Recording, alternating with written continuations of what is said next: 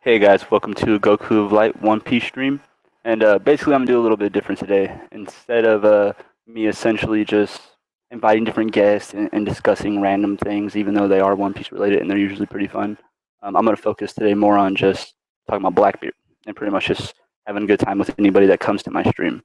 So I'm gonna need you to give me just 1 minute while we invite as many people as we can. That way, more interaction, the better.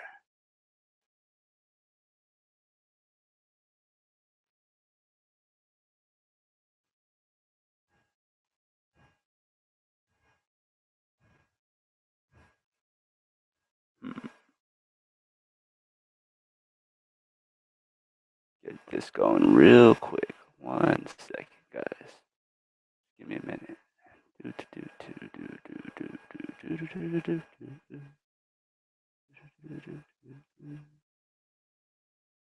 see. Alright, get this posted everywhere and everybody's little favorites, you know. You know how everybody is.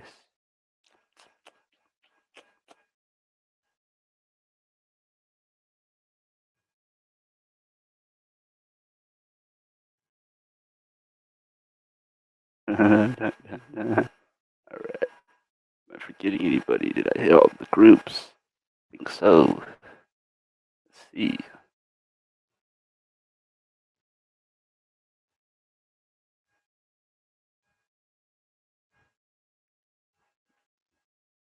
Did I hit every group but my own.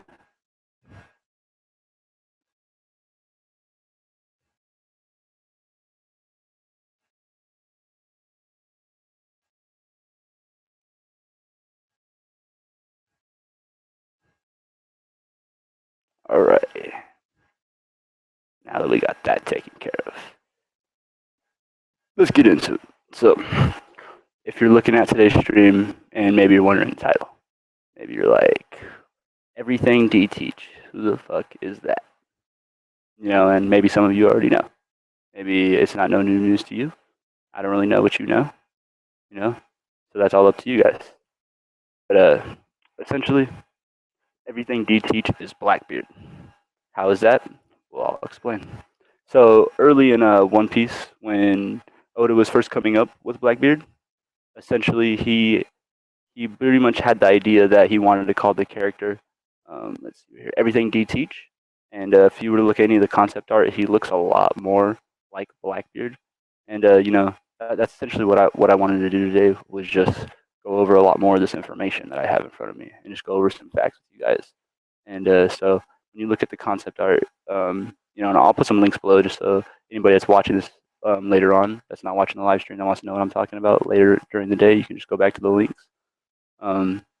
But essentially, the original Blackbeard concept art, he had the scraggly beard, the ties and stuff like that. I'm sure we'll get to see that in this Blackbeard at some point as his beard gets longer. And his name was Everything D Teach. I'm thinking, to me that's important because I think the original reason his name was Everything D Teach was a sign to really hint towards what his abilities were going to be in the future. And right now we know he has the ability to pretty much cancel everything out, nullify everything. He might even have the ability to absorb everything as a fruit. For all we know, he's going to have some base power that allows him to absorb all these different devil fruits. We don't really know what his ability is. That's what we'll go into today is what do I think? I'll go into pretty much all these different facts, all these different things I can find, some of the theory videos I've seen, and we'll just come up with the best analysis that I have, and maybe some of the viewers that are watching. So let's see.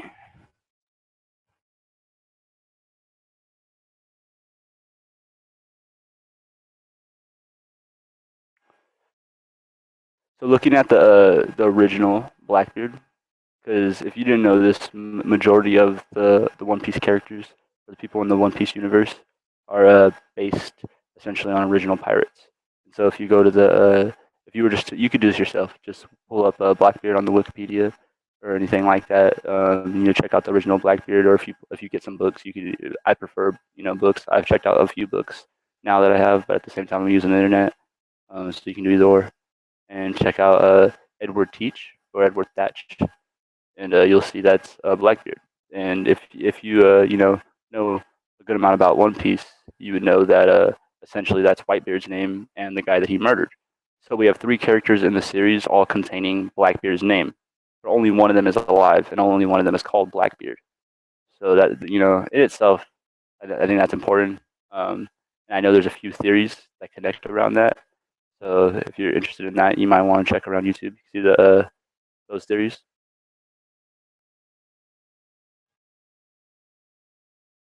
All right, now going a little bit more in depth. So let me see the facts that I can pull up and talk to you about that I think that are important or relevant to the current story and things that we're getting out of Oda in itself in the writing. So originally, Blackbeard wasn't like a captain or nothing like that. He was pretty much on another guy's ship. You know, let me look up this guy's name for you real quick so I can be more specific.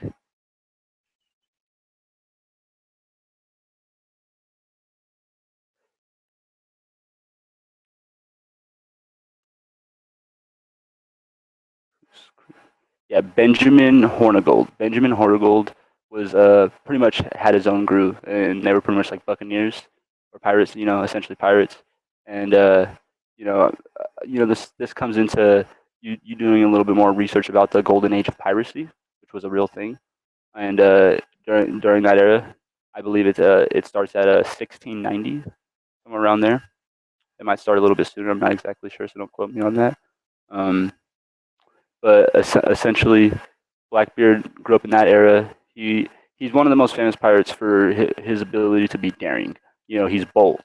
So it's not because he's the most successful pirate ever or anything like that. If you look up a few other pirates, and that's kind of important to other One Piece theories. If you look up some other pirates like Sir Drake and stuff like that, you can see about some other really strong pirates, and that'll be coming out on a few of the One Piece theories I make. But going into it, so Benjamin Hornigold originally had a crew. Teach joined the crew sometime around 1716. Hornigold placed him in command of a sloop he had captured, and two engaged in numerous acts of piracy. Their numbers were boosted by the additions to their fleet, two more ships, one of which was commanded by Stead Bonnet. But towards the end of 1717, Hornigold retired from piracy, taking two vessels with him. Teach captured a French merchant vessel, renamed her Queen Anne's Revenge, equipped her with 40 guns, and became a renowned pirate. His cogman derived from his thick black beard and fearsome appearance. He was reported to have lit fuses under his hat to frighten his enemies. He formed an alliance of pirates and blockades the port of Charleston, South Carolina. After successfully ransoming its inhabitants, he ran Queen Anne's Revenge around on a sandbar near Butte Fort, North Carolina. And he parted company with Bonnet and settled in Bathtown, where essentially he accepted a royal pardon. And he played the part like kind of like, so this connects to, so pretty much, okay, let me back up a little bit. Going into that, how this connects to One Piece. So he was originally in somebody else's crew, didn't really try to act like he had any abilities or really be anything, and that's the way it was for a long time. What I was reading to you was a summary. I've gone a little bit more in depth with it, and pretty much there was a previous moment where the former captain didn't really stand a par, and Blackbeard pretty much took control and proved himself to be a strong pirate, and that's why the other guy took two vessels and kind of just disappeared, because he knew he wasn't on Blackbeard's level, kind of thing. Now, essentially, we know going into One Piece, that's not really what happened with Whitebeard. So that's a good reason to connect a few of those other Blackbeard theories and say that that maybe Whitebeard and Blackbeard and Thatch are all one person, because that's a good point right there. Now, going into it, so Blackbeard gets this pardon. He gets stuck in North Carolina, kind of in a bad situation. So he basically is like, hey, I'll stop being a pirate. And gets a pardon, kind of thing. Okay, similar to when he becomes a warlord. He turns in Ace. He makes it seem like he's gonna be cool with the government, all this other stuff. He basically uses Ace for his evil gain. In real life, Blackbeard just did that because his ship got stuck and he was in a bad situation. He gets himself cleared, all that kind of stuff. He basically gets another boat and dips sometime later. So and another thing about Blackbeard. So he there was times when essentially he's considered like so fearsome and so cruel and all these other things. But a lot of times, there's not a lot of recorded acts of violence coming from Blackbeard. Majority of it is just fear and intimidation. So he uses his image and his ability to basically scare people. And so I think that's kind of important to the who Blackbeard is as a One Piece character, because he's not really. I mean, he is powerful, but you can see there's times when he shows fear. He is scared of other characters in the series. So that being said, he's more or less needing his hype of becoming a Yonko and this powerful emperor and basically taking Whitebeard out. That's going to be his thing. The fact that he took Whitebeard out is, it scares everybody. So there's a strong connection right there. Now let's go check out some more, random facts. So,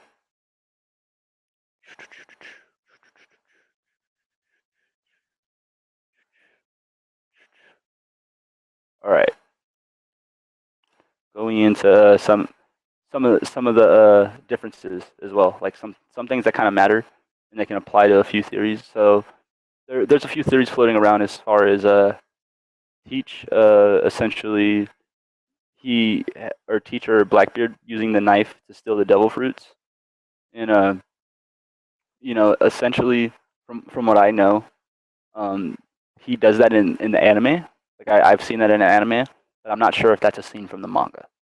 And that's kind of important because, unless somebody has a link or something, if you're watching, you have a link, let me see it or something like that, because I'm not exactly sure, but I don't believe he ever gets stabbed in the manga with a knife. I think that we just hear that he dies. We don't. It's not exactly explained, I believe. I'll have to go look that up and check that. But I'm pretty sure.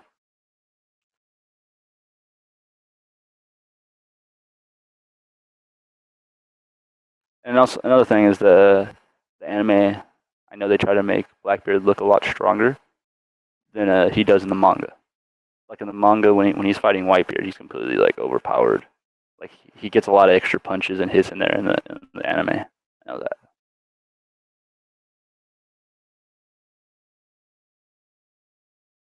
So let's see.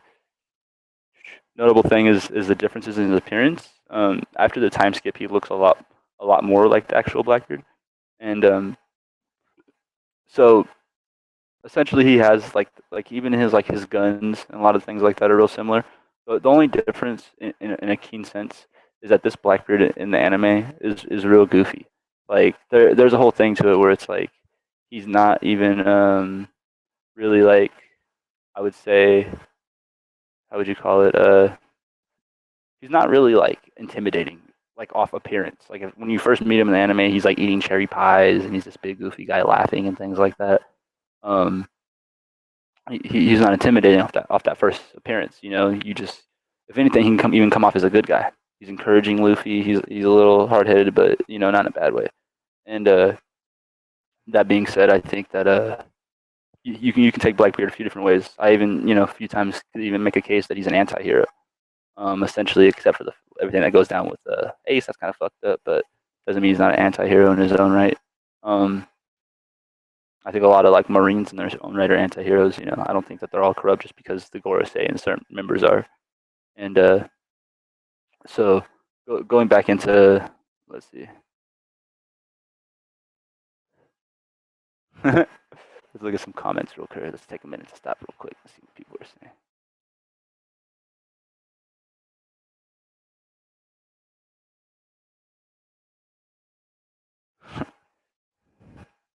So you're saying that essentially a small force of sailors led by a lieutenant is what killed Blackbeard, and I think that's actually relevant because I don't think that a lot of people want to make a case that Blackbeard is the last villain, and I don't see it playing out like that. I see it's more likely that Luffy and his crew and Blackbeard's crew fight for One Piece, and I think that happens prior to everything with the world government. I think that Luffy becomes the king of the pirates before the battle with the Gorosei and everything else, and so I think that it won't even be all of the Straw Hat Pirates. I think at this point in the series, later on, um, we won't have a complete like matchup of like one-on-ones and stuff like that, because I think that a lot of the other Straw Hats are going to settle down in different areas during the course of the show, and come back to the fight later. Like I don't think that 100% through from point A to B of the show that we have like Nami and Robin and everybody staying in the show. I think at some point Robin has to like do other things like research and become more secretive and things like that. And we need to see Nami push the weather aspect a little bit more as far as going to the weather islands and things like that. Really becoming like in control of that, pushing that aspect. And so as far as how they're defeated, essentially I think Luffy's crew beats them prior to the big battle with the world government. I would say the final arc. I think that Blackbeard in itself should have its own arc. So I don't think that they should include like that all being one arc. I think that's too rushed. Yeah, I think Blackbeard in itself should. We need like I think as we enter the Blackbeard arc, we get like a flashback. We find out who he is, why he's doing what he does. We know that as a kid, in the art, the SBS art that was drawn, that he's crying. He's like this little sad kid staring at the moon. Maybe he knows more. Maybe he knows about them being from the moon, kind of thing. Maybe only certain people are from the moon, not all of them. Maybe just specifically like Luffy and Blackbeard's people are from the moon. Because I think the D's are essentially spread out. It's not one race. It's a select few, more of a destiny kind of thing or will kind of thing. And I think that all has to do with like more of either the strong willpower of people like Joy Boy and stuff like that as they died, passing on their will and their like almost like hockey and all that sense to their descendants kind of thing. Like I have another thing that I was talking about as far as a lot of that goes. I believe that he himself, in a lot of the other Ds that are like important to the story, basically are similar to like characters. And if you ever seen Bleach and that Rukia like basically made Orihime and Chad and different people around them have powers, like basically through her power. And so that I basically think like through the potency of the Ds and the strength of their will, that they basically encourage those around them and allow them to create their own will and their own, harness it. And basically it's just a positive effect kind of thing, Similar we've seen in multiple animes where like one gives the other strength, like how Goku pulls his strength from all the Saiyans for his God mode or things like that. I think the D thing can work in a similar way, but working in reverse, where like you have people like Luffy that make the people around them stronger, and that explains like the power spikes in people like Sanji and Zoro and things like that. While they're strong characters, before meeting Luffy, they didn't have any of those abilities that we know of, at least. I could be wrong. Zoro could have been a demon since day one. I don't know. But let's see. Check any more comments out. Anything you guys anything you want to ask randomly, just throw out there. I don't mind asking questions. I'm pretty much just talking randomly about Blackbeard, reading random facts, and just associating the different things that I know about him, and then I'm gonna end the video essentially with a Blackbeard theory. But from now, where I'm just gonna kind of go step by step and just go over some baseline facts that I think have to be outlined before you even say a theory. And essentially live streaming, hanging out with anybody that wants to come hang out. So be sure to share the link, do whatever.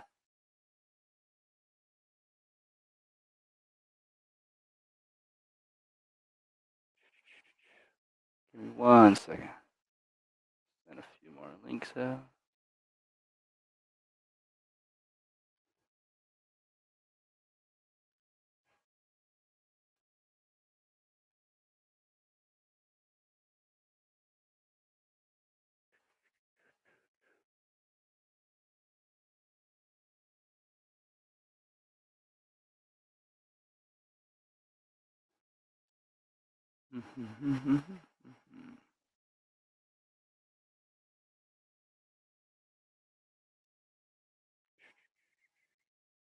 All right.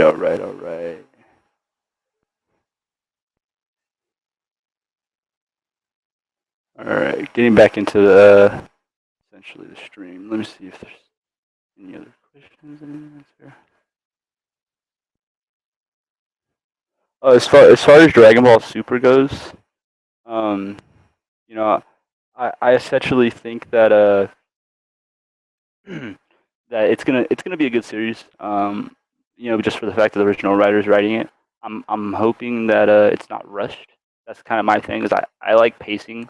Pacing is important for me to be able to enjoy an anime.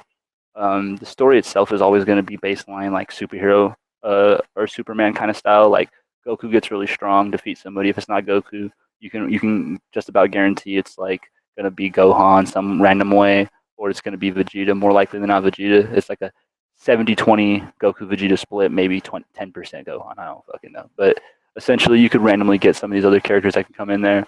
They're going to fight different gods. That, for me, one of the biggest problems with the prior Dragon Ball Z is all the filler nonsense. So, because you have Dragon Ball, the original series, when he's a kid, which is really funny. I enjoy it. It's fucking funny. I'll put it on right now and have a great time watching it. But when you start Dragon Ball Z to seeing Goku older, you don't really want to see all those humorous moments. You just want to see him like do his thing. If you want to see some humorous things, have it with Gohan as a kid. And that's kind of the problem. There's a lot of filler nonsense. It's a waste of time, and it's just hard to get through a lot of episodes, especially when half them is powering up and another half is nonsense, and then you only get like 30% of the show is actually fights. That's why I like DBZ Kai that came out with a lot more of the content. That's pretty cool. I'm really more into the fighting scenes. My favorite anime is essentially Yu Yu Hakusho. And answering Sharpmaster 8, yeah, pretty much AnimeFanTalk and Mac kind of are having their little thing. I don't know. So basically, Mac made a response video to one of his theories that he didn't like. And Mac made a good point. So I'm not arguing with Mac's video. And essentially, Mac's my boy. So more than anything, I probably am on Mac's side. But I think that we should let AnimeFanTalk try to defend himself. So I reached out to him. I messaged him. I'm trying to get him on a live stream tomorrow, him and Mac, so we can see the two of them talk and see how that kind of works out. But essentially, the whole thing is him making like random claims and theories, and us personally, we don't want like a lot of the people we associate with or we know pretty much just uploading to upload. And while AnimeFanTalk does have a lot of good videos, there's a lot of uploads that are just kind of up there. And so we kind of just want to ask some questions about that and know where he's coming from and know why he's just throwing it up there. So yeah, but that if Mac comes in the chat, Mac was around. I'm sure he'll talk to you about it whenever Mac comes in here. We'll get that going. Let me message him and send him a link. Let's see what Mac's doing.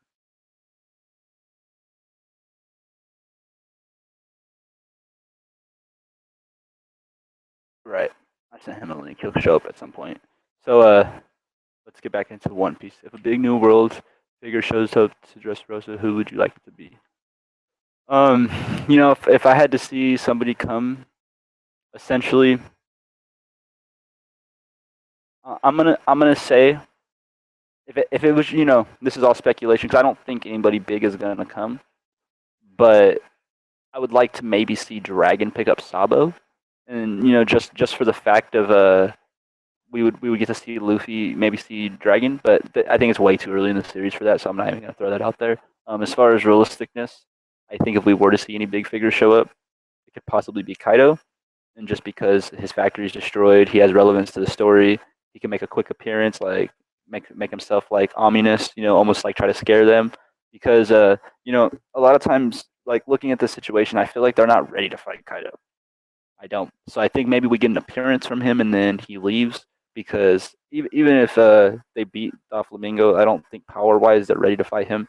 A lot of people speculate all these different team ups and like all these different people helping them. But I just realistically, I'm not sure if it goes down like that. I think a big part of the things to remember is he likes to pace the story. We're not in no rush here. This is no anime that's gonna be like missing content. So for all we know, we're getting another time skip pretty in the next like year or so.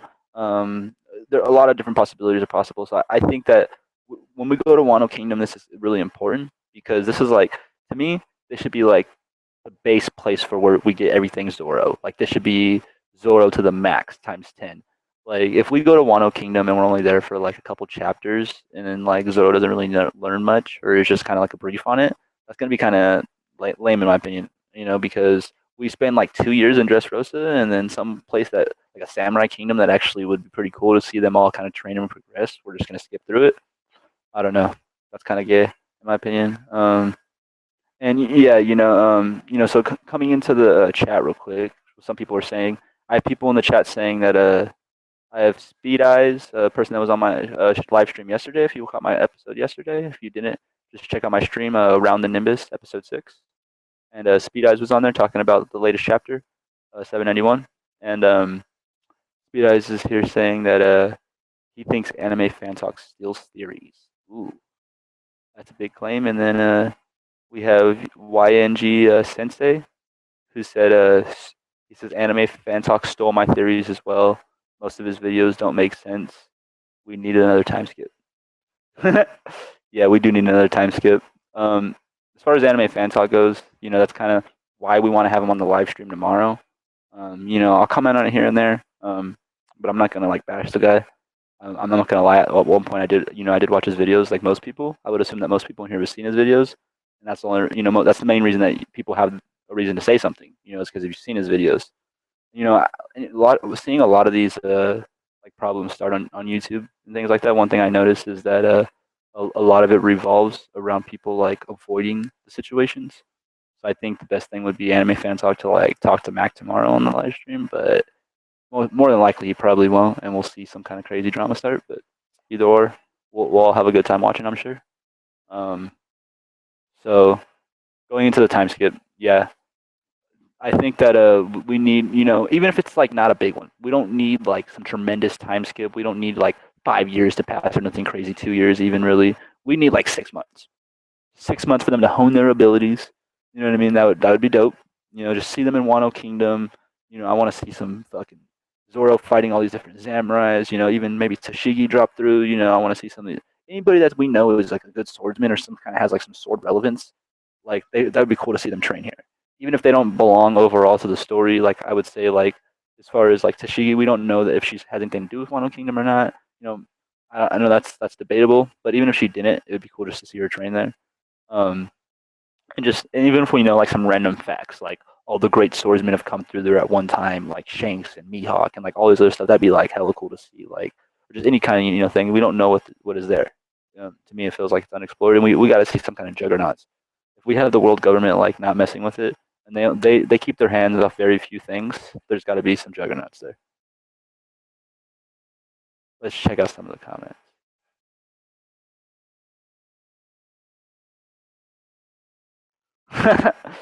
So we got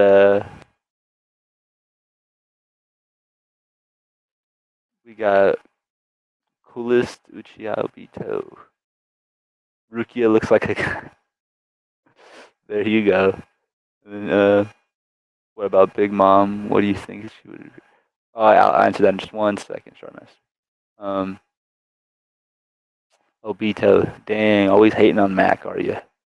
So Obito, what do you think then? Who, if you don't like Mac, you don't like AnimeFanTalk, what do you want to happen between the two of them tomorrow?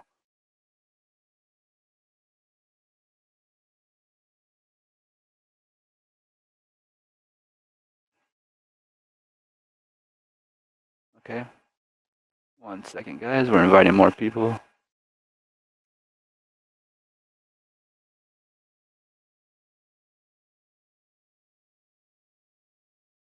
All right. So let me answer a few of these questions real quick. What about Big Mom? Do you think that she would appear early or much later after Wano? Well, essentially, she's already kind of appeared to a degree. Like we know she's engaged with Sanji, so it's really debatable. Do we think that she's going to be an enemy? Is the question, because to a degree, like maybe she does, maybe she's not an enemy. Maybe she's going to be one of the Yonkos that actually assist us. While she does have a problem with Luffy, that's it's not to the degree where I feel like it can't be resolved. Especially with Sanji, Nami, and like some of the cooler characters over there handling it, like not the hotheads. We don't have Zoro over there or Luffy or someone that's going to start a fight. We have some people that are more likely to talk the situation out. But I mean, obviously, if it turns to a fight, it does. I think that we get like split scenes. Like as far as one time we're going to see them training. Like we might get like 10 pages of them training in Wano Kingdom, and then we might get like 2 or 3 pages of like Sanji talking to Big Mom.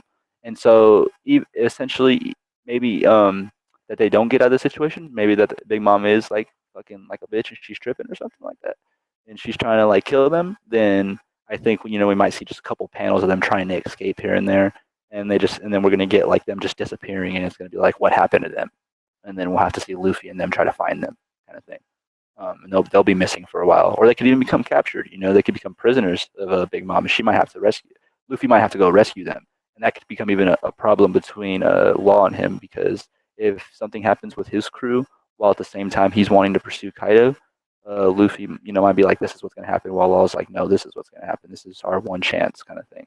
So, there could be debates right there as far as what happens. Favorite moment in Dressrosa so far, and for the series as a whole. So my favorite moment in Dressrosa is gonna have to be. I'm gonna have to say it's gonna be the reveal of Sabo. I know I've heard some people not like necessarily like it, but I want to say the majority of people do, and I think it was just really cool seeing Sabo. I'm a big fan of like the brothers and stuff like that, and that kind of connects to the other answer. As a whole, what's my favorite moment? And it's gonna be the Marineford arc. While it's sad, Ace is my favorite character, so his tribute, like his send off, seeing him die, is essentially my favorite episodes, or my favorite episodes to see. While they're really sad, it's like what I feel my biggest connection to the series. Prior to One Piece, my favorite show to watch was Naruto, before it kind of got obviously towards the very, like, I would say the last quarter of Shippuden, it just kind of became a series. I still like it, but it's just not as what I expected to finish as. And my favorite character in that series is Itachi. That's why I have Itachi hanging on the wall behind me. So yeah, it's essentially Ace. I like the characters that sacrifice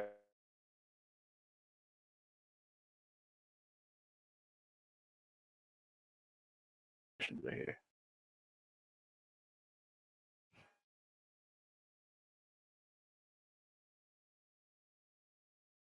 It says, "What do you think will happen to Daffy when all is said and done?" I believe that when all is said and done, more than likely, I feel like Fujitori is going to capture him, or someone else is going to pull him to the side, and he'll be taken away by the government, or he'll just disappear on his own accord. I don't think he dies. I think he either gets arrested, or he disappears, embarrassed and defeated, and comes back in the series at another darker moment. I think that's more likely to be the outcome. So let's see.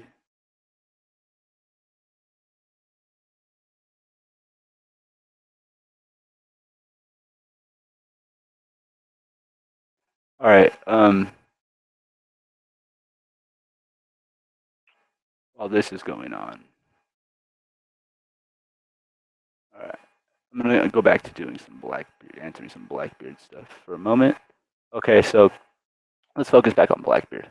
So everything D Teach. If you weren't here since the beginning of the stream, the reason his name is Everything D Teach is because from the beginning of the series, that's what his name was gonna be. I think that's very important, because I think that's clues to his abilities, and why he could either nullify everything that there is, as far as having the power of darkness, or B, how he's going to have multiple different kinds of abilities, various of mixture, different of devil fruits. I think that's important to who he is as a character. But even then, he had the D in his name, so he was always going to be a D. Now, I think that what's important here is looking into a couple theories, because most of us know essentially the story of Blackbeard, and if they don't, then I'll just skim through it to a degree, and I'll also go through some Wikipedia facts. So Blackbeard, he was part of the Whitebeard Pirates. He pretty much played it slick. He was in the crew for about, I believe it's like 20 years, like maybe even 10. Let me get that correct. Yeah, 20 years. He joined the crew when he was about like 16 or 18. He was in the crew for about 20 years. So coming into the series, that's another thing. A lot of these characters are a lot older. Like Blackbeard's in his mid 30s, if not his late 30s. So Doflamingo is like as old as he is. Luffy had to beat him with the assistance of Law. A lot of these characters are way stronger. While Doflamingo was strong in all respects, he's not a Yonko, and he's not a Blackbeard. So if without another time skip, then we need immense training. Or there's going to be a point where people are going to call BS, especially when you've committed like 12 to 14 years of this series. So I don't see that happening. Oda's too good of a writer. So going to, let me see, answer a few more questions, I guess, real quick. What do you think will happen in 792? In 792, I expect to see the cleanup parting scene begin. So essentially, we have a parting scene almost at the end of every arc. We're going to see different directions everyone goes. I think I heard a lot of people saying that he has to jump on so and so ship or he has to get on this person's ship. Well, not really, because I think if anything, Luffy's the hero here. If he asks for a ship, like if he asks King Riku or Kiros or whoever becomes the new king for a ship, I think he gets it. I don't think anybody's like not willing to help Luffy after everything he's done for Dressrosa. So at the same time, while we could have people grouping up, I don't think that he's as stranded as a lot of people want to make out.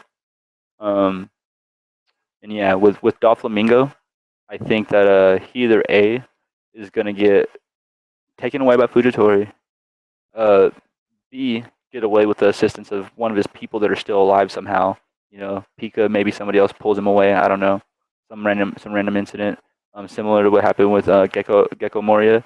He got pulled out at the last moment, something like that. Or if not that, then very slim chance Law goes for the kill, but not Luffy. Luffy's not going for the kill. I mean, he's on the floor, pretty much out.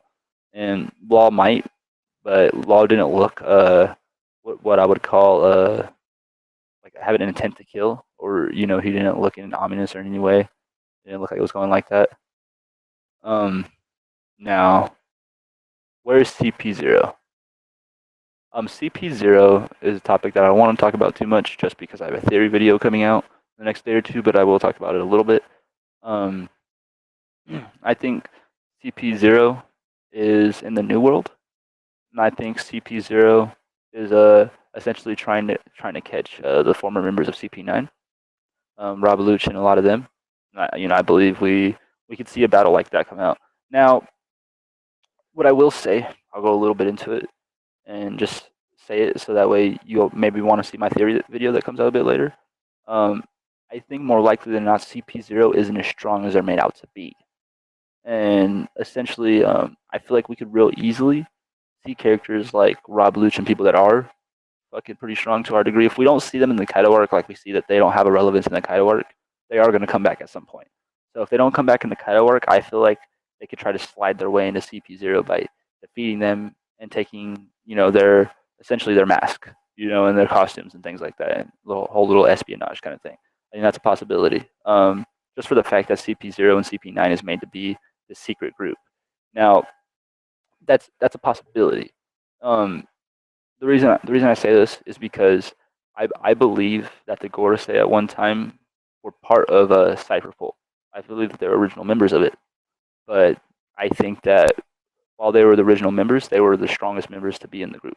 So a lot of these other groups that were formed around basically intelligence, research, just doing all these different dirty deeds that they needed done. And I think that's where CP9 sticks out because Spandix or whatever his name is, Spandox, I don't know what his name is, how you want to say his name. Pretty much the character with pink hair, ugly troll dude, trying to control everybody. He doesn't have what I would say any strengths. He has the sword he got from Vegapunk, and he pretty much is just trying to trick everybody. He even convinces the Gorosei to let him do the whole thing with the ancient weapons. So I believe, the whole CP9 is a lot stronger than they were supposed to be. I think that he created the strength of that crew without anybody recognizing how strong they were going to be.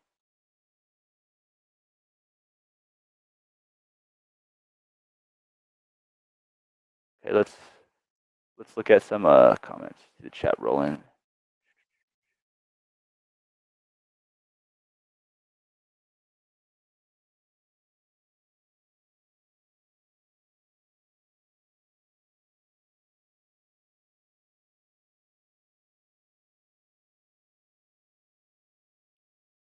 Okay.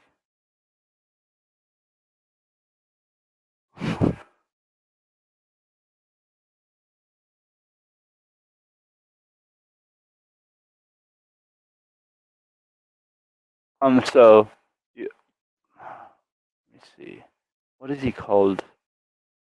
Captain Kuro, the character you're talking about. I actually believe he's important because I'm trying to remember his nickname.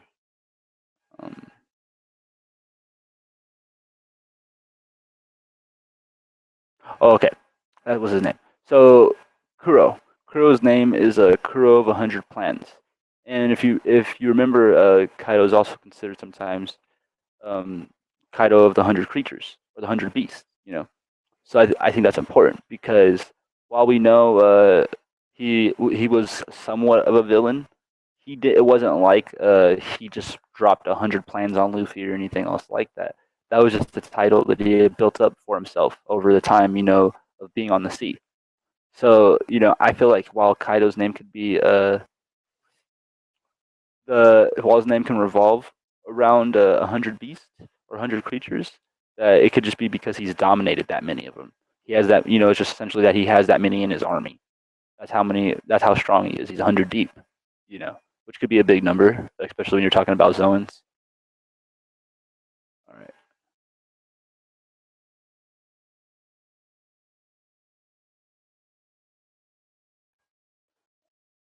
All right. So let's see.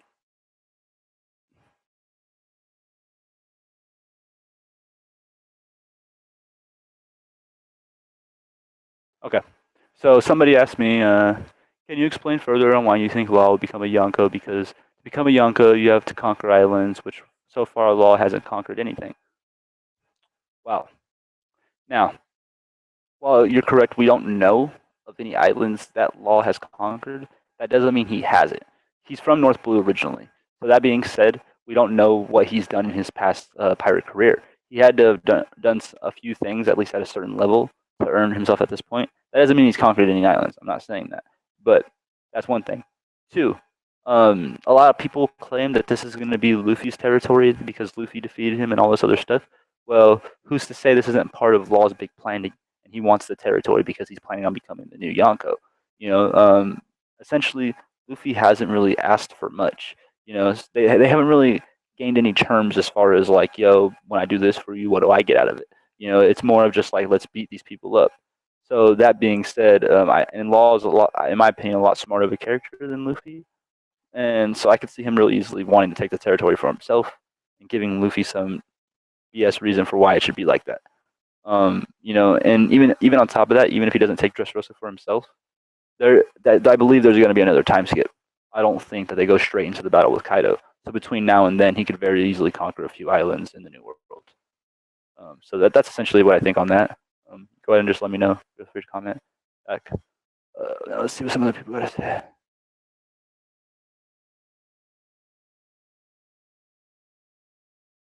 All right, some random stuff. So let's go back to the Blackbeard. So Blackbeard story. He takes thatched fruit. He's been there for about 20 so years. He goes off on his own. He's about his 30s. He's starting to activate this plan. Obviously he's had planned for a long time. Now we know that he doesn't mind betraying his allies, which is different from the other D's. All the other D's make a big thing about putting their allies first. We know that he fears death. Um, Now I've heard a couple of different things as far as Blackbeard being like really old and being around for a long time. I don't think that's any validness, just for the fact that we've seen pictures of him as a child, in comparison with the other Yonkos. Now I think what's really important is the difference in his demeanor, because what we see now is he's always laughing, he's always cheerful, he's having a great time. Um, when we see him as a kid, he's crying, staring at the moon. So I feel like there has to be something between that point of when he's a kid in this picture and when he joins Whitebeard's crew around like 18, 16, that changes his demeanor. Um, Now, I feel what's important too is that when we see him in this picture, it looks like he's just on a random island. So it looks like he's kind of just off on his own. So what's to say that Blackbeard is not originally from Raftel or one of these other places, and that he knows a lot more. And then um, instead of him actually coming and essentially looking for saying to be One Piece, he already knows where the One Piece is at, but he knows you can't access the One Piece unless you're the king of the pirates. Like there's some trick to it that we don't know about, because essentially when we see Goldie Roger talking to Whitebeard, he was trying to tell him the trick because he was trying to explain to him that it wasn't as simple as finding the island. Like even if you found Raftel, it's not that simple. So there could be a trick to it, and that could be why Blackbeard, is ventured out and he's trying to become the king of the pirates because he knows that he has to learn this trick. So I think that's a part of why he's pretty, essentially that character. Um, let's see.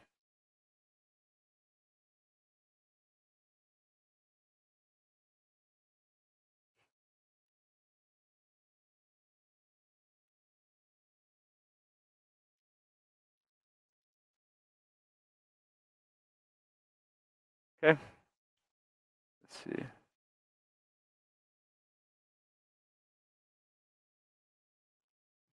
Out some of these comments.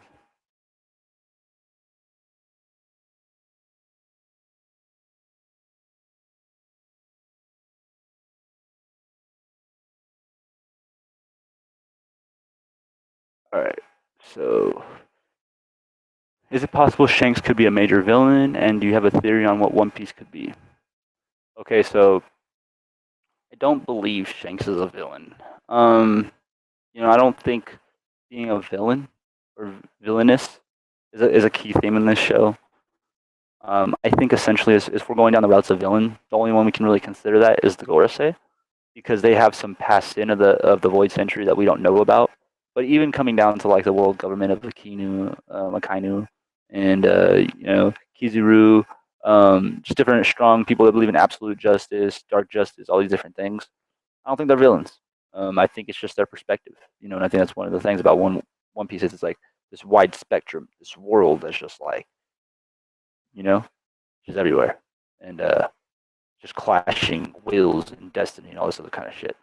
So that being said, for one, I don't really believe in the villainous thing. Two, if there was villains, like if it was a clear white and black thing, I still don't think Shanks is a villain, because he inspired Luffy. Everything referring to Goldie Roger, and this is the thing: if he was a villain, if he was a villain, he would have a lot more influence on what Luffy's doing. He wouldn't just be like sitting in the shadows, never coming around, any of that kind of stuff.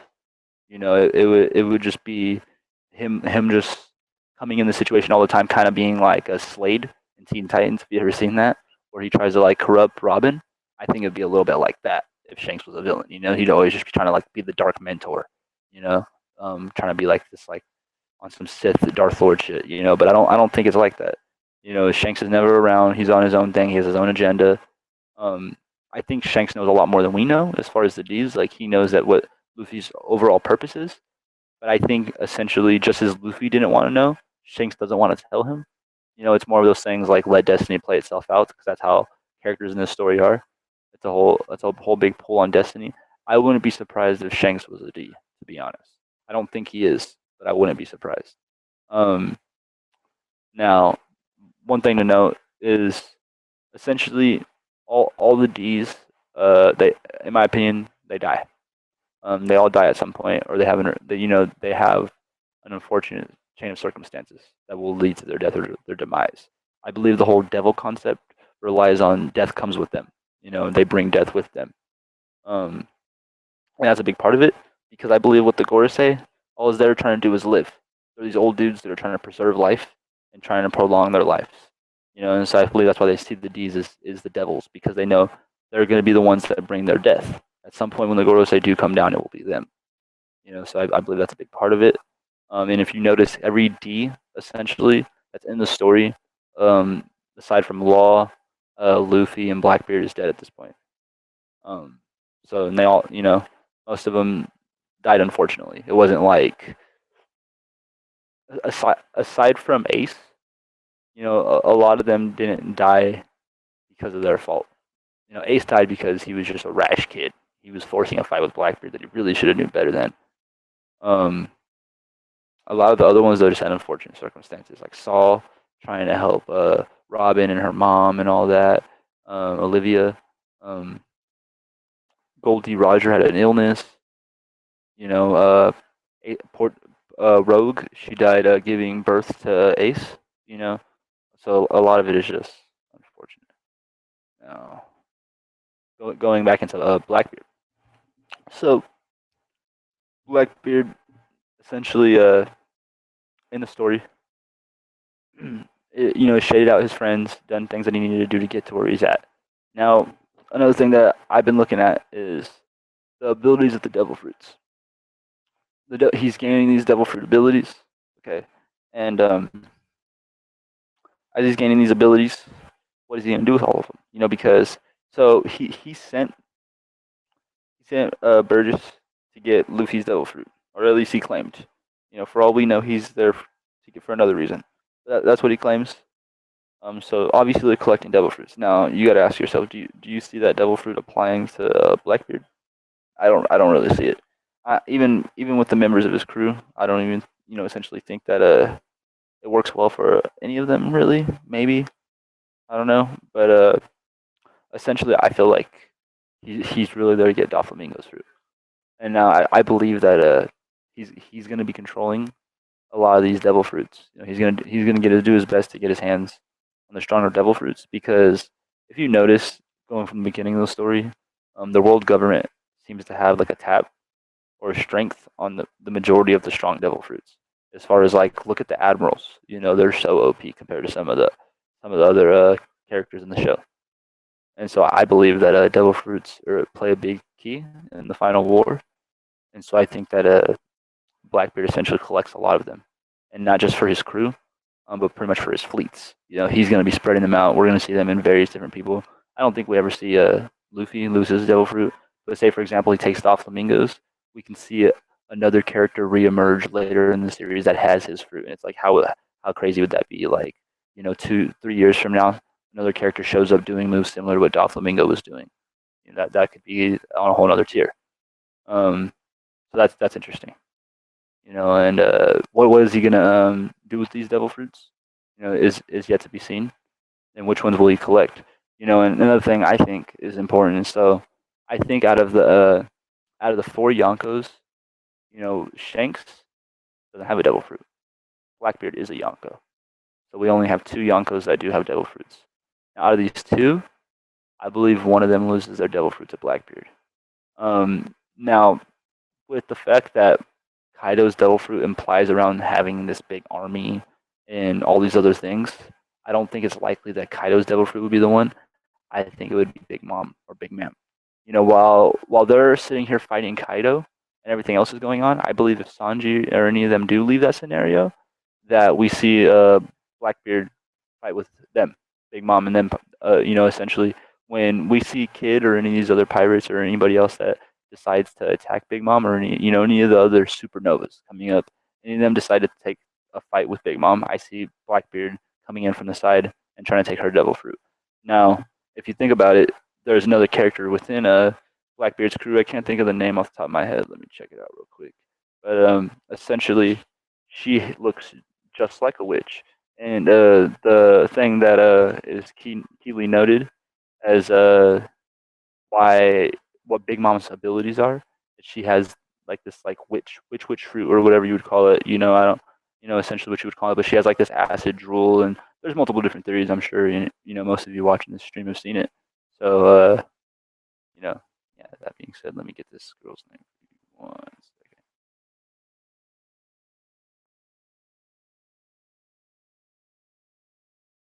Her name is Katarina Devon. So Katarina Devon, essentially one of the worst criminals. I believe that these criminals themselves need to get a power boost because while they are strong, I believe they need to become like devastating. Blackbeard already has that for himself, but I at some point, essentially, if his crew is getting that big, like they were saying that Burgess is in top of the first fleet, then there's going to be multiple fleets. They're going to be all doing their own thing, so they need to all have their own presence about them. So yeah, I think that we could very easily see a couple of swaps. Like we could see Capone's fruit going to San Juan Wolf. We could see the Yonko Big Mom's devil fruit going to Katarina Devon. We could see the diamond fruit going to obviously Shiluwu or Shiwu. I don't know how to say his name. His name is always fucking. Hold on. Get it better. Let me just look up how it's spelled. Don't make it.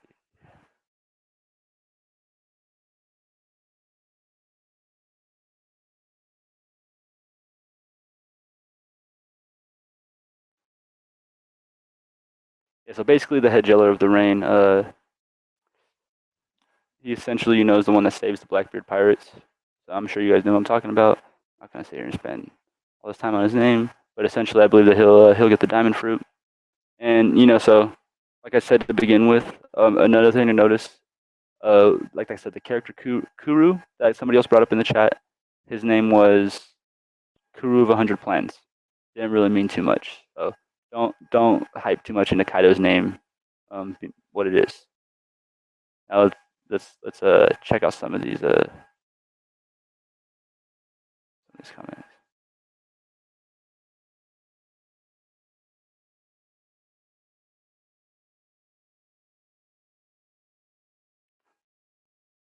So will Raptail be the final arc, or is Oda trolling us?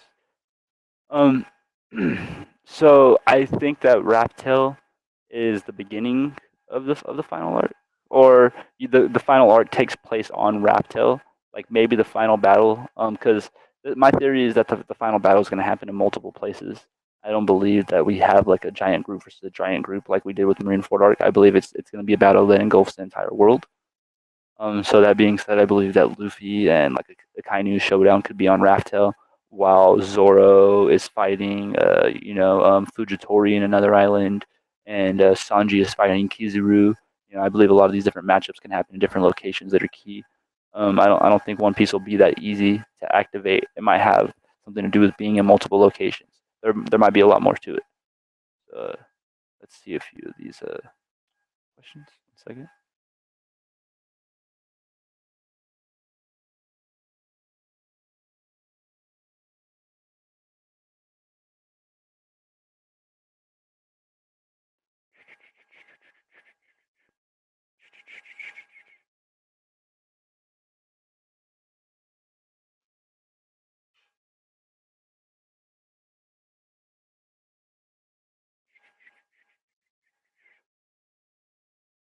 Right. What do you think Hawking's role will be in the story? So if you know who Princeton is, probably do. Princeton Productions. He personally does a lot of research on pirates, and that's what's kind of got me into doing a lot more research on the pirates. And Hawking's plays a real important part as far as with the Drake when it comes to history. So I'm going to do a little bit more research on that before I can answer that question completely. But I can say that I believe that his alliance, which is going to have an alliance with Drake, that's really important to how this turns out with the Drake. Him and Drake, I could see them becoming really strong in the New World, with either Drake becoming in charge of the himself, like actually becoming Yonko. Like if say for example, Law dies or Law doesn't become a Yonko, I believe that Drake is the next best candidate over Luffy or any of these other characters in the series. So that's all base opinion, but I think that Kid Kid is like whatever to me. Um, I think that Drake could easily be the next Yonko, and Hawkins could be supporting him on top of that. And if he becomes his Yonko, him and his crew would easily work with him. I mean, I believe they have a bigger plan in mind. You know, let's see. What about Garp and Dragon? They are D's and they're still alive. True, they are still alive, but they're basically Luffy's ancestors. And so, like I was trying to say, I believe that Luffy comes from a different chain. Like I believe his chain is inherited from Joy Boy. So just in the same way that say for example, Ace Ace died and he passed his will on to Sabo. Sabo is not a D, but he carries his will. So that being said, I believe that another D could get his will from Sabo. So in that same way, I believe that Shanks carried the will of Goldie Roger to Luffy. Now, the will of Goldie Roger, I believe, is the will that connects to Joy Boy. So basically in that reference or in that chain is how a lot of that would work out. Now Garp, I think that as far as being a D, it doesn't mean that you get a specific will. You know what I mean? Like so, for example, like with Blackbeard, they didn't like when Whitebeard told him like he's not the one you're waiting for. You know what I mean? That basically made it sound like it was possible for him to inherit Goldie Roger's will, even though they're not related. So that being said, I believe that's kind of how that works out. Like Garp is a D, but he didn't inherit that will. So he's in their bloodline themselves, I believe they're just a strong bloodline. Like maybe like the first family of the D's or something. Let's see. Look at some comment.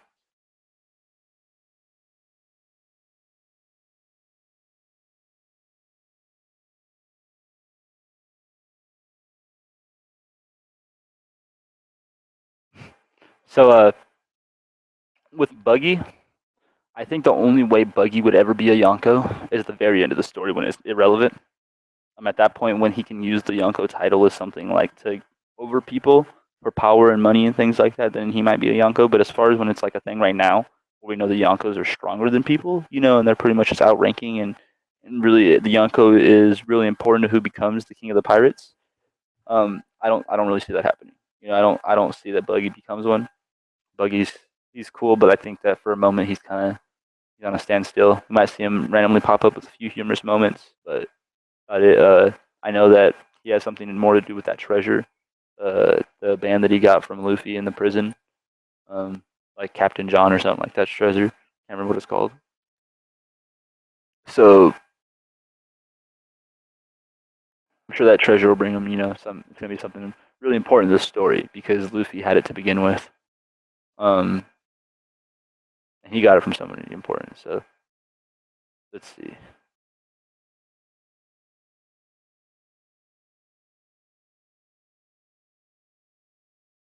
What do you think when people say the next Yonkos are Luffy, Law, and Kid? Um, you know, so Luffy becoming a Yonko is debatable because it could go both ways. He could be a Yonko, I guess, and that could work out. But the thing about the Straw Hat Pirates is I see them being a small crew. I don't ever see them being like how the Blackbeard crew is right now and how Whitebeard's crew was previously, and how they make some basically the Yonkos out to be, where they have like hundreds and hundreds of people in their crew. I don't think it works out like that. When Luffy was first asked about his crew, he said he wanted 10 people. So I see him having 10 people. And as far as everybody else, those are alliances. Because at the very end of the story, I don't see him wanting to hang like clinging on to being a straw hat pirate per se. I don't think it's about that for Luffy. I think as he becomes the king of the pirates, he kind of either A completes his destiny and dies because all the D's usually die, or B he fades out of the picture, kind of like Gurren Lagann with Simone when he basically conquers the galaxy, kind of thing, and he just fades out and lets his homie take over. So if you remember that, if you've ever seen that anime, remember that. All right.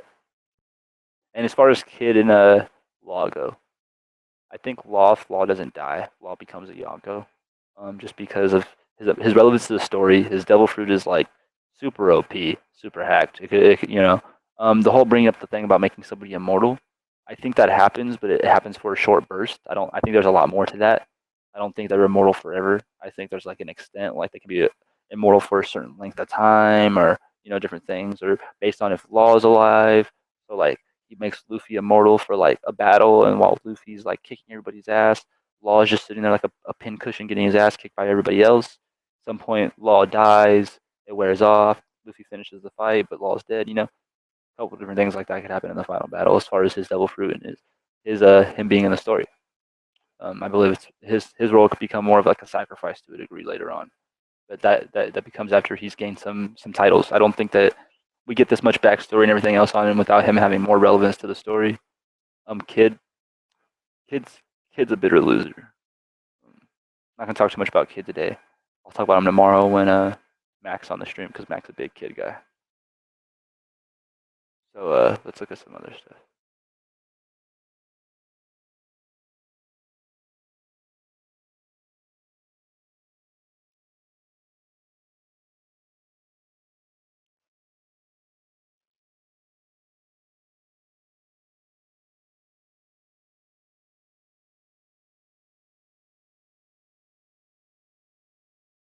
So he wanted 10 people before the Grand Line. That is true. That doesn't mean that he wouldn't accept another pirate into his crew, because a lot of times, as you can see, when he likes somebody, he'll bring them into the crew. So but honestly, going into these characters, the way he acted towards them, I don't think that any of them come into the crew. If anything, we might get somebody in Wano Kingdom, or we might get another character later on. So something to note is there's a warlord that we don't know who is, and it's the also the one that he cut Zephyr's arm originally. Zephyr, the one that was in the army, how he has the metal arm. He's the one that originally damaged his arm. And when they made him into a warlord, that's why Zephyr left. Because he's seen their corrupt version of justice. So there's another warlord that's also a swordsman. That should be really strong, and that's something to note. And so I think that character, that's other strong swordsman, could easily become part of the crew later on, because in a lot of the concept arts of the Straw Hats, they have more than one. They have multiple swordsmen. And while Brooke is arguably a swordsman, I don't think he's that great of a character. Him or Frankie, they're probably my least favorite Straw Hats. So let's look at another question. What are your thoughts on Luffy getting a second Devil Fruit? Now, I think that if we find out that there's like something where if you're a D, you can have more Devil Fruits, then he's gonna get one for sure. But it really comes down to how Blackbeard is doing this. I think to us knowing whether or not Luffy could have a second Devil Fruit really comes down to the mystery of how Blackbeard is doing this. Because is it the knife? Most likely not, because I don't think it's in the manga. That's probably anime only. Is it him using his Devil Fruit? Is his Devil Fruit giving him that ability? Or did he have this ability prior, to take people's Devil Fruits? Does he have the ability to hold 3 Devil Fruit powers? Is he a Cerebus? Those are the different questions that there are out there. So I think that looking into that, we need more clarification on that. But I think that more likely I'm going to say no. I'm going to say he doesn't get a second Devil Fruit. I'm going to say it's not likely, just because Luffy is supposed to be an underpowered character. He's not so he's like a combination of Goku and Naruto to a degree, because Goku is really strong and he's the lead character. He takes the lead. So Luffy takes the lead a lot. He's the strong character, but he's the underdog, like Naruto normally would be in a fight, where whoever he's fighting is like some fucking ominous huge opponent that's probably stronger than him. A lot of times Luffy's never fighting like someone that's considered at his level. He's not out there fighting other supernovas. He's sitting here wanting to take on the next layer, the next step. He was fighting warlords when he was, previous years and years ago. And now that, he's at that level, of strength-wise of a warlord, he's fighting Yonkos. He's probably arguably stronger than a warlord. That's where he's going to go towards. He's going to want to fight Yonkos. So that being said, he's going to keep fighting people that are, stronger than him. He's not going to, I don't think, and I think that's why it's real important we get another time skip, because even with training, he would still be weaker than a Yonko. But yeah, so feel free to ask more questions if you guys like. If not, I'm going to just go back into the Blackbeard thing, wrap that up a bit, and see where we go from there. So another key point, a little bit is known about Blackbeard's real life. Like the real Blackbeard, the pirate, little is known. He kind of just randomly appeared one day.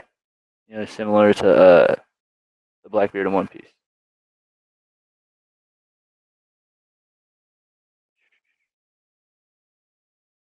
One second.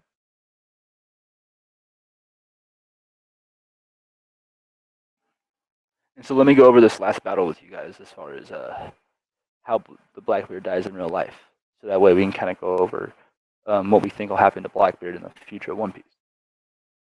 So Maynard, however you want to say it, found the pirates anchored on the inner side of Orokokoke Island on the evening of 21st December. He had asserted their position from ships he had stopped along his journey. But unfamiliar with the local channels and shoals, he decided to wait until the following morning to make his attack. He stopped all traffic from entering the inlet, preventing all warnings of his presence, and posted a lookout on both slopes to ensure that Teach could not escape the sea. On the other side of the island, Teach was busy entertaining guests and had not set a lookout. With Israel's hands ashore in Bath, about 24 adventured sailors.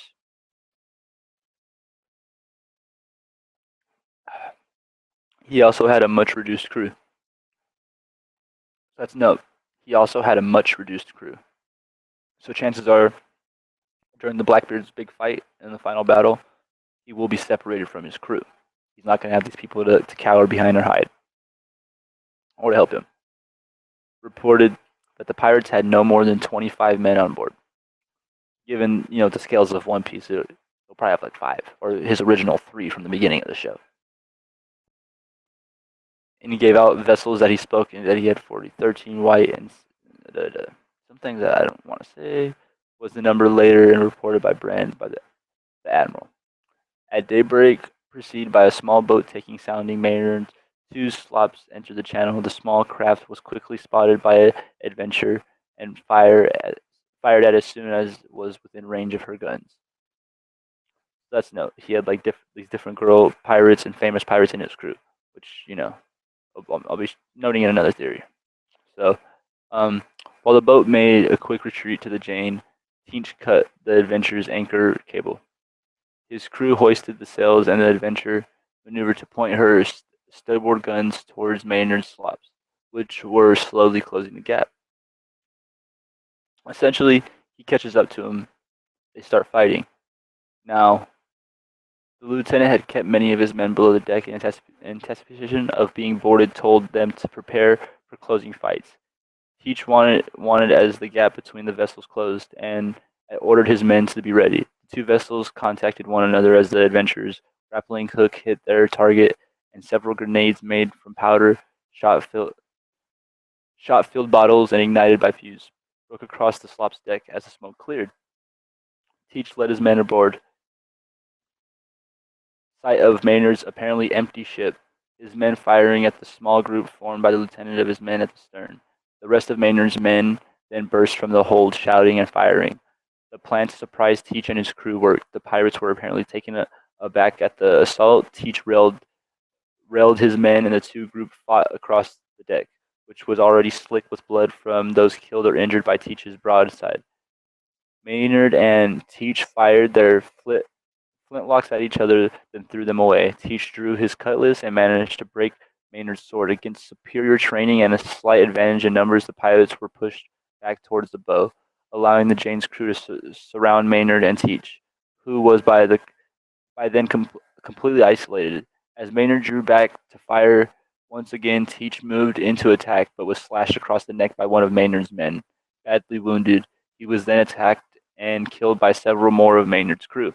The remaining pirates quickly surrendered. So, I think this is important because I think towards the end, we quite possibly see Zoro kill Blackbeard. That might sound crazy to some of you. But I think that, during the battle with Luffy, no matter what, I think that he's too strong for Luffy to take one-on-one. So I think it would be real crazy to see Zoro just come in with some final attack across Blackbeard's chest or anything like that. Because he will probably be fighting the swordsman, the one from the Rain, Shiru or whatever of the Rain, in Blackbeard's crew. I feel like he's gonna win that fight pretty, not easily, but he's gonna win it hands down, because I think his big fight comes with the Gorosei, the old man holding the sword. So let's get a little bit more into it. Let's check some questions out.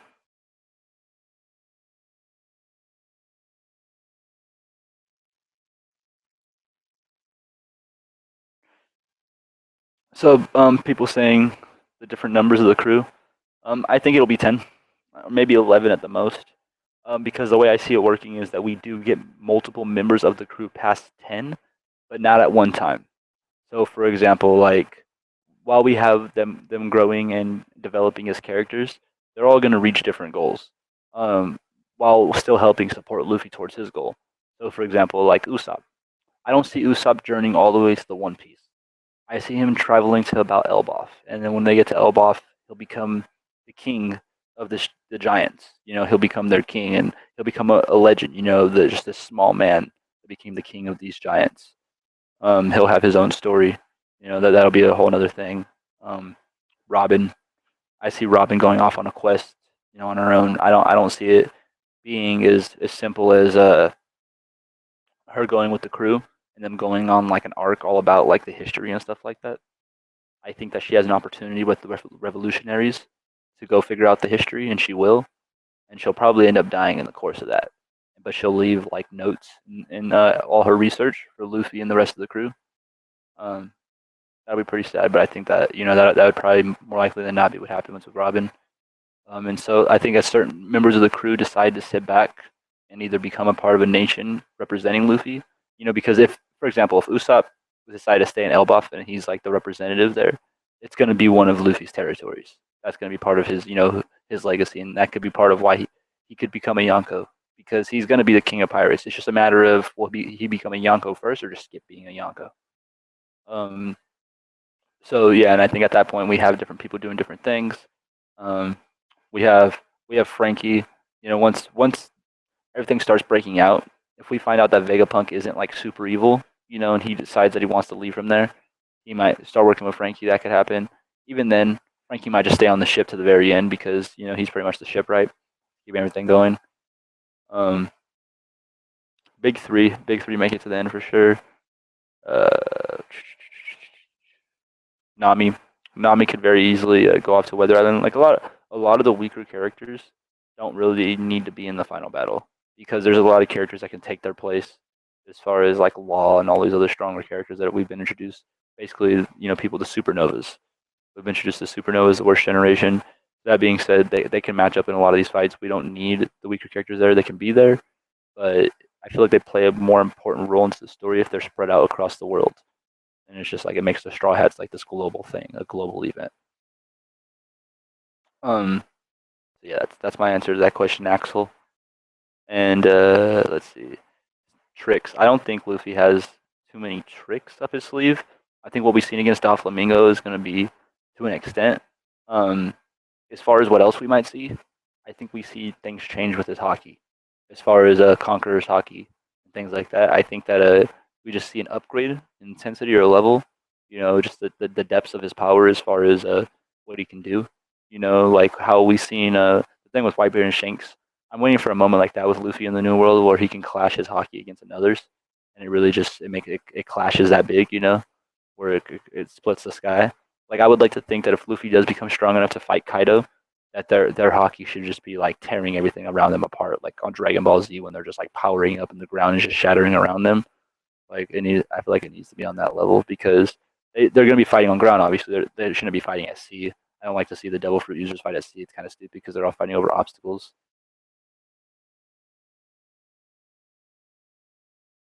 Yeah.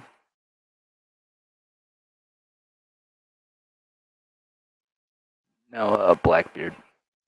So after Blackbeard was killed, um, they pretty much hung his head too, on their ship. So that was a thing. Now, I think with the Blackbeard theories, that's kind of really important too. Like as far as how this could play out, because say one of the theories are right that for some reason that he is three characters, that he is really somehow Whitebeard, Blackbeard, and Thatch. Those are all three of him mixed in one, like maybe three personalities or three separate beings that are split. Because I mean, obviously, after he killed Thatch, it would make sense that that other side of him would come back to him. And so, when we seen him in everything, when he first met Luffy, originally, it was commented on saying that it was them, that there was multiple people, kind of thing. It wasn't, when Blackbeard left, they commented on it being more than one person.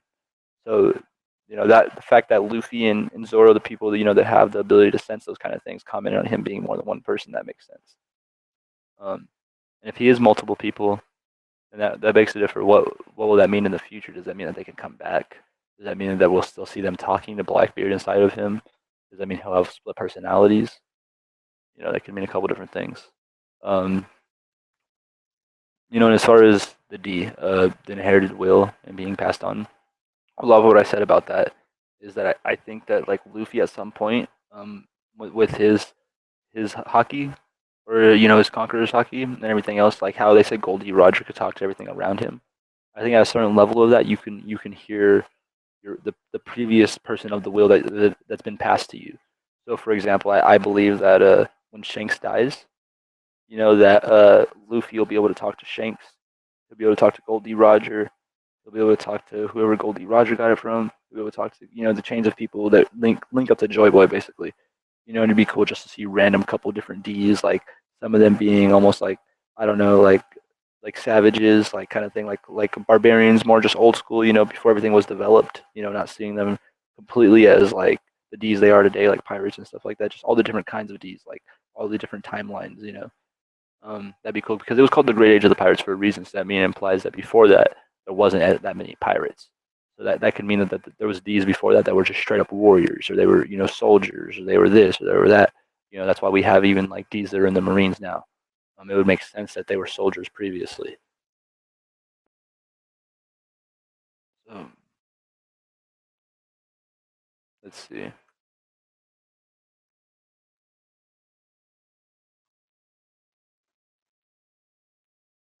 I have always considered Usopp with the big three as the big four. Um, well, I don't. I don't know. Maybe some people do.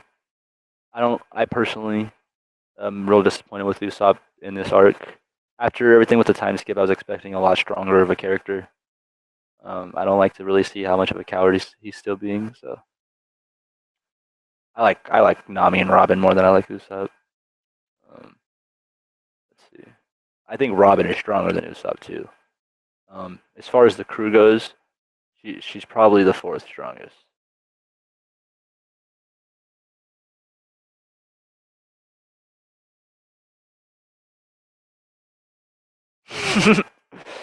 Yeah, so Shanks be like Obi-Wan Kenobi. Um, well, I mean, essentially, if you want to look at it like that, it is to a degree, because I believe that it's an inherited will, and I mean, it might not even apply to Shanks for the fact that he's not a D.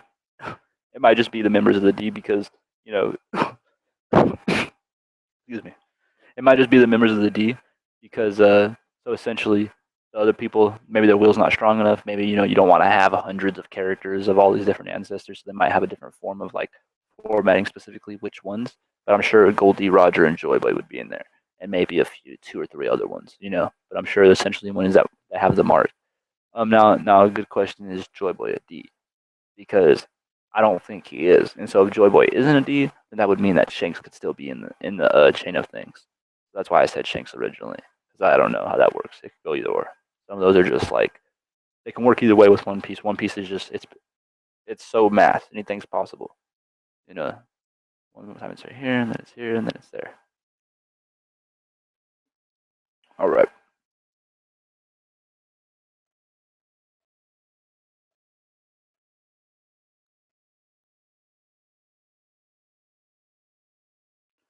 You think Frankie is stronger than Robin? Maybe. I don't know. If you've seen any of the concept art of Robin originally, Um, she was really fucking strong and had a lot of techniques. I think we just haven't seen what Robin can do yet. And note she's probably stronger than most of the. I mean, she's probably older than most of the Straw Hats, and we don't really see her fight much. Um, I mean, we don't even really know. And I mean, her abilities. Well, imagine that with an awakening. That would be. She'd be like. I think that she could probably just create like a huge giant. You know, just an actual person. You know, or just maybe a hand almost as big as the world, like just a fucking something splatting you from the sky. Like who knows? Her ability basically is to create limbs um, that can manifest into more. You know, I don't know exactly how, but maybe, you know, she has trees, giant trees that turn into arms. I don't fucking know. Like I don't know if she would turn physical objects, like huge objects, just into limbs, or if it would just multiply and become a lot larger. That's debatable either way. Uh,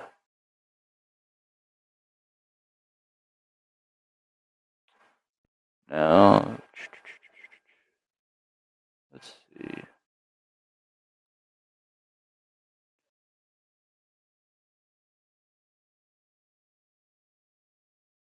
Usopp conquers Haki. Yeah, I think when Usopp gets conquerors Haki, he'll be a lot improved of a character. You know, because obviously I feel like after this time skip or this power boost, he wasn't that impressive. But him and a lot of the other characters are more likely than not at least going to get one or two more before the story's over. So hopefully after this next one, he can be an impressive character. While I know Oda wants to like maintain the original character he's designed, at the same time I think he needs to evolve because through the story, Usopp has been the character with the most character development. You know, that's key to note. Like, if you look at in these other characters, um, how much do they really develop? While Luffy has matured a bit, development is different. Um, Zoro, pretty much the same, stronger. That's it.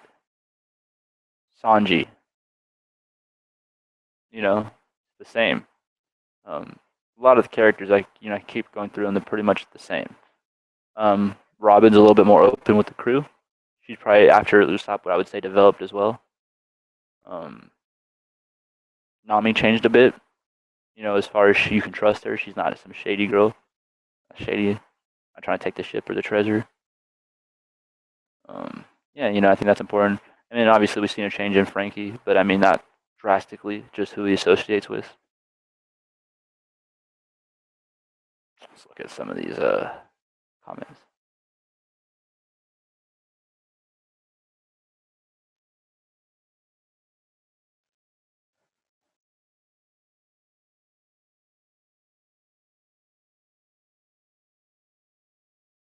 Right? Yeah, like, you know, during everything that happened with the toys and all that stuff, like it was nonsense. You know, and even through that, Usopp didn't like win the battle or do anything like amazing, like himself essentially. I feel like it was just like another spoof moment, just being funny and stuff. Another like humorous moment, like, oh, let's use fucking Usopp as something funny. And while he can be funny, it'd be cool to see the character actually be badass for once. Um, so yeah, Usopp's disappointing. Let's see.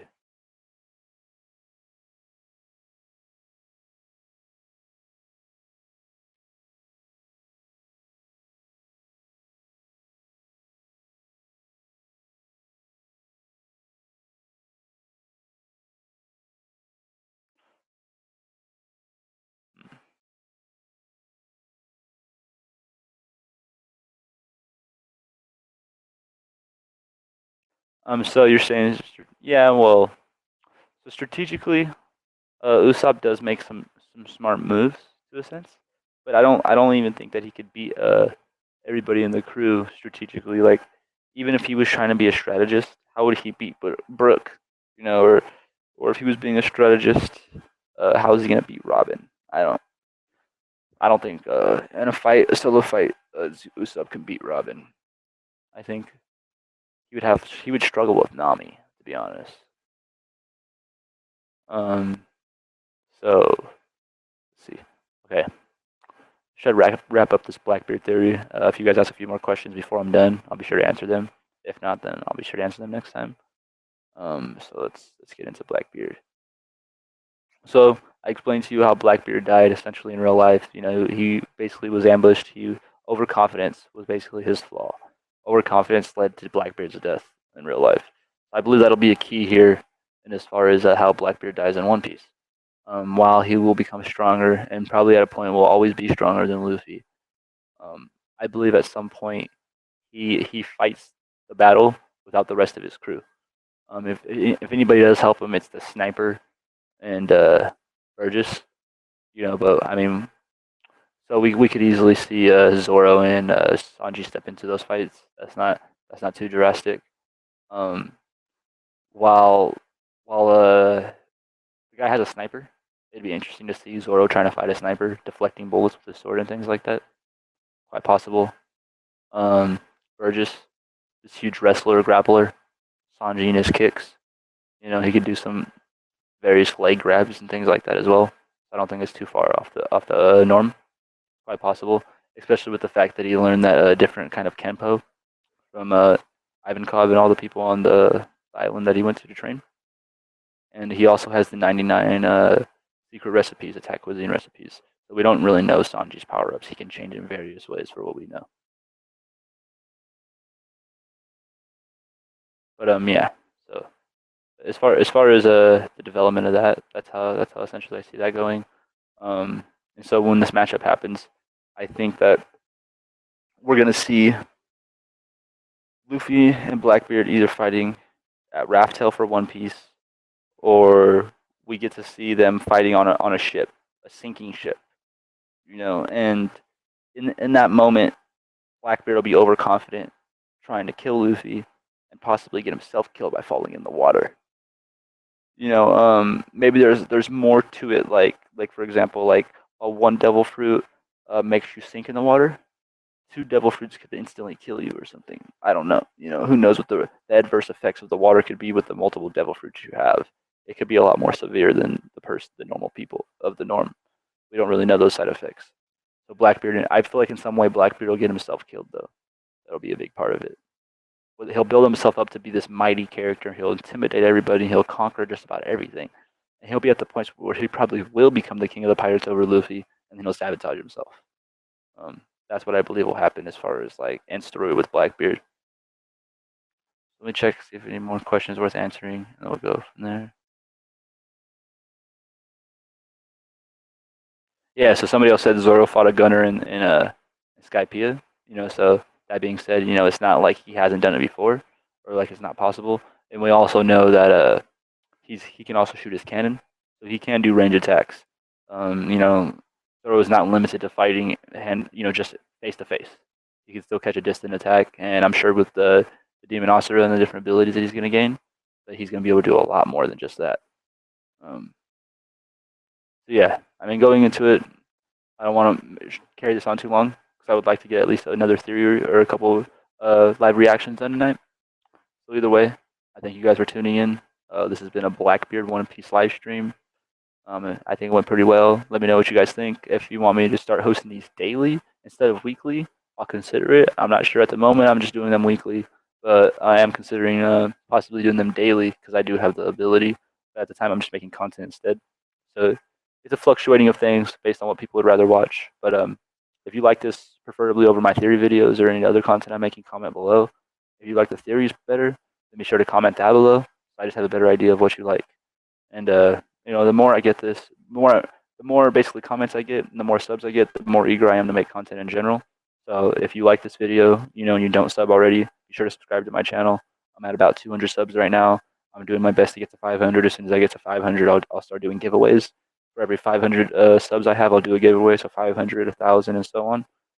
So yeah, I'm about halfway there already. I'm sure one of you would like to win some free stuff. So if you're watching this live stream and you don't sub to me, be sure to subscribe. This has been Goku of Light, the Blackbeard discussion, and you guys have a good day.